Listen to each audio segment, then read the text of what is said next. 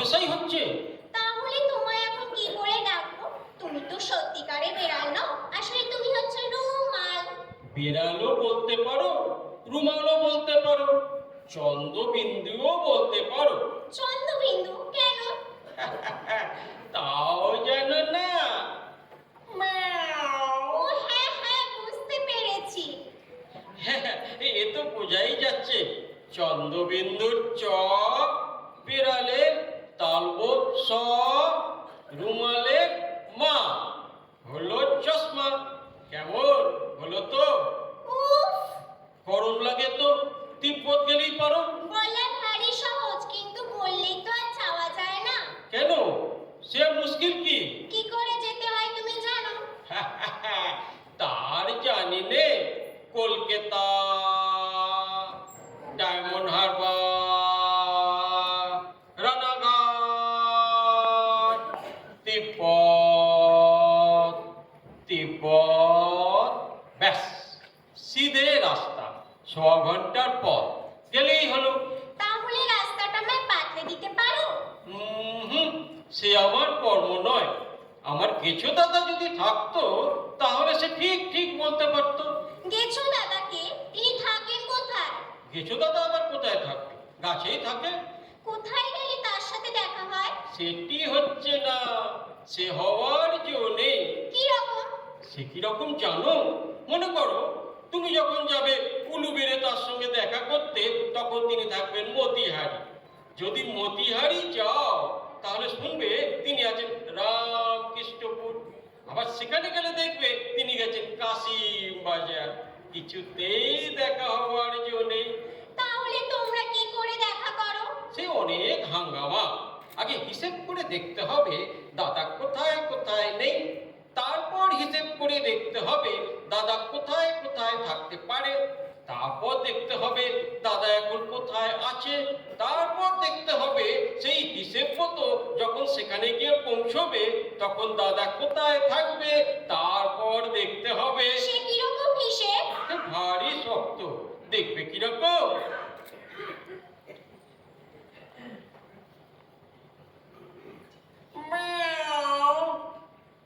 এই মনে করো গেছো দাদা। এই মনে করো তুমি। এই মনে করো চন্দ্রবিন্দু। এই মনে করো তিব্বত। এই মনে করো কিছু বৌদি রান্না করছে। এই মনে করো গাছের গায়ে একটা ফুটো। ধুর ছাই, কি সব আবোল তাবোল বকছে, একটু ভালো লাগে না। আচ্ছা তাহলে একটু সহজ করে বলছি। চোখ বোঝো, চোখ বোঝো বলছি। আমি যা বলবো মনে মনে তার হিসেব করো।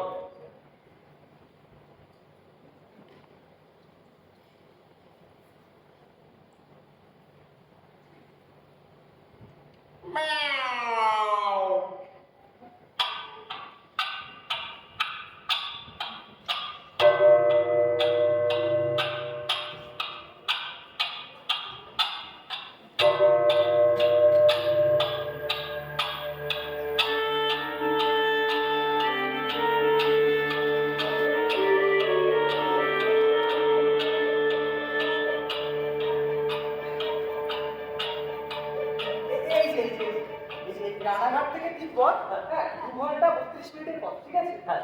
আর যদি রাস্তায় ট্রাফিক থাকে তো 5 ঘন্টা। আর যদি রাস্তায় মিটিং মিছিল পড়ে যায় তবে কিন্তু সারা রাতটা রাস্তাতেই কাটাতে হবে, এই আমি বলে দিলাম। কিন্তু বেড়াল তো বলেছিল কলকাতা, ডায়মন্ড হারবার, রানাঘাট, তিব্বত। আচ্ছা ও কি উবের করতাম নাকি ঢোল? আরে না না, বেড়াল ছিল টাইম ট্রাভেলার। ওর গলায় ছিল ঘন্টা, পায়ে ছিল ট্র্যাকশু, মানে আত্মবিশ্বাস আর কি। আর ও ডলারে নয়, ধুলোপনা করে পথ চলতো। আসলে বেড়াল হচ্ছে একটা প্রতীক, মানে মেটাফর। আচ্ছা ওর চলাফেরা মানে আমরা চাইলে যখন খুশি যেখানে পৌঁছে যেতে পারি। ঠিক। অবশ্য মেট্রো বন্ধ থাকলে সব ইচ্ছেই দম বন্ধ হয়ে যায়। না না, তোমরা কেউ বেড়ালকে বোঝো না, ও কোনো রাস্তা দিয়ে যায় না, রাস্তা ওর পেছন পেছন আসে। তবে আমরা হাওড়া ট্রেন মিস করি কেন?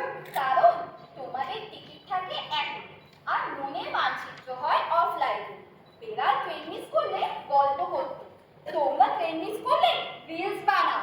আমার একবার ওয়াইফাই অফ হয়ে গিয়েছিল, আমি শিয়ালদা থেকে মালদা পৌঁছে গিয়েছিলাম কোনো ক্লু কি করে স্টোরিতে 750 টাই। এর জন্যই বলেছিলাম নেটওয়ার্ক নয়, নেতৃত্বে বিশ্বাস রাখো। বিড়ালের জিপিএস ছিল গল্প, হ্যাঁ গল্প, তাই ও কখনো থামেনি। আজকের দিনের আমাদের গল্প তো ট্র্যাফিক নাম্বার হয়ে গেছে, ঘুরে গেল আজকে 10 দিন, আর বেড়াল সোজা 1 লাখে 3 পথ। আমরা একবার বাইরে বেরোলে মা বলে লাইভ লোকেশনটা পাঠান। আর বেড়াল বেড়াল কেউ কিচ্ছু বললো না। কারণ বেড়ালের মা ছিল ম্যাপের বাইরে এক গাল গল্প, সেখানে না গিয়ে যাওয়ার অভিজ্ঞতা হতো। এই তো এয়ার ইন্ডিয়া প্লেন ভেঙে পড়লো, নিচে যারা ছিল তারাও সব মারা গেল। এক একটা পরিবার পেল 1 কোটি টাকা করে, আর কোম্পানি 1,500 কোটি টাকা ইন্স্যুরেন্স। সেটাই তো বিশ্বায়ন, বড় কোম্পানি হলে ক্ষতিপূরণ লাভ, আর সাধারণ মানুষ হলে দুঃখ পায়। সত্যি কথা বলি, বেড়াল বেঁচে থাকলে বলতো পেছনে তাকালে গর্তে পড়া যায়, কিন্তু কিন্তু সামনে এগোলেই তো খাদ পড়ে। বেড়াল রিক্সায় উঠতো না, রিক্সা ওর পেছনে আসতো। আর এখন মানুষ ড্রোন কেনে, স্বপ্নে ঘোরে, কিন্তু কেউ ঘরে ফেরে না। আমরা এক্সপ্রেস ওয়েতে দাঁড়িয়ে দাঁড়িয়ে বুফে খাই, আর বেড়াল বেড়াল নাকি 1 লাখে 3 জায়গায় ঘুরে আসে। এটাই হচ্ছে অজগর। রাস্তায় বৃষ্টি, বৃষ্টিতে গর্ত, গর্তে সাপ, আর সাপে ওয়াইফাই, কিন্তু পাসওয়ার্ড জানতে গেলে আধার লাগবে।